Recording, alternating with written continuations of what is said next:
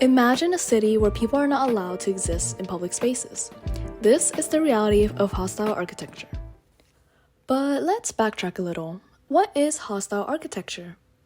It can be defined as an urban design strategy meant to guide behaviors and restrict certain people from using public spaces. It disproportionately targets the homeless population, who often rely on public amenities for shelter or rest. Not only that, it controls the youth who use public spaces as a gathering place or for entertainment. Let's look at some examples in San Diego, an urban city that's ranked as the 8th most populous city in the world.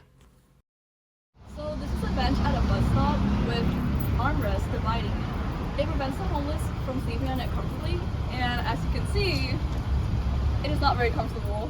Other designs include rocks on sidewalks to stop people from sleeping on the floor, motion sensors and cameras that discourage homeless camps, and metal installments on seating areas to ward off skateboarders. I can tell you a lot of information, but let's bring in some outside perspectives on hostile architecture. Hello, what's your name and how old are you? I'm B and I'm 18. Do you go to college? Yes, I go to UCLA. Oh, okay, that's cool. So please look at the pictures. These are pictures of different structures in urban areas. Have you noticed any of the designs in your city? I've definitely noticed a lot of them while walking around Los Angeles and also on my campus as well. Yeah. What do you think the purpose is behind the structures? I'm not entirely sure, but they definitely seems like they're meant to prevent someone from laying down. But they also seems a little fatphobic because someone larger might not be able to fit in some of these nooks on those benches, for example. So these are images of hostile architecture, and they're meant to restrict behaviors in public spaces, including sleeping outside, loitering, skateboarding, all that.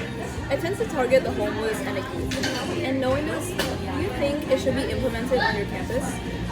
No, I think if anything, it's kind of useless. It makes the scenery more ugly than anything.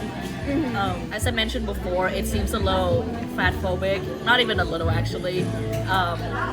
And again, I don't think it's really effective at preventing homelessness or loitering. If anything, again, it just makes the city more unwelcoming and makes the overall features of the city uglier, for lack of better words. Thank you so much for your input. Hello, what is your name? Chloe, How old are you? 18. And do you go to college in this area? Yeah, I go to UCSB. Oh, that's cool. So, as we heard from V, who I interviewed before, these are pictures of hostile architecture. Have you seen them around in San Diego? Yeah, I actually saw it on my way here. What was the architecture? It was a bus bench and it was divided into like little sections. Okay, I've seen them around a lot, like at those MTS bus stops as well. What do you think about this being a solution for homelessness? I honestly think it's not that effective because I feel like regardless of it being implemented, there will still be homeless people roaming the streets. I see. And what is your experience with homelessness on your college campus? My experience with homelessness on my campus is that I've seen a few homeless people in like my dining hall area and like just on my way to class. Do you think homelessness affects your safety, or like what is your general reaction to that? Sometimes I do think it affects my safety because I remember there was this one incident where I was sitting and just eating my lunch, but then I saw like a homeless person that was bothering the people at the table behind me, and that kind of made me like worry for my own safety. Yeah, I see. Thank you so much for your. The interviewers have shared that hostile architecture shouldn't continue to be implemented because it's ineffective at actually addressing homelessness. Not only that, they've shared that it destroys the beauty of the city and encourages fatphobia. But people still need to feel safe and comfortable in public spaces. So, okay, it's a problem. But what can we do about this? You can raise awareness simply by sharing this video to others and pointing out hostile architecture around your community.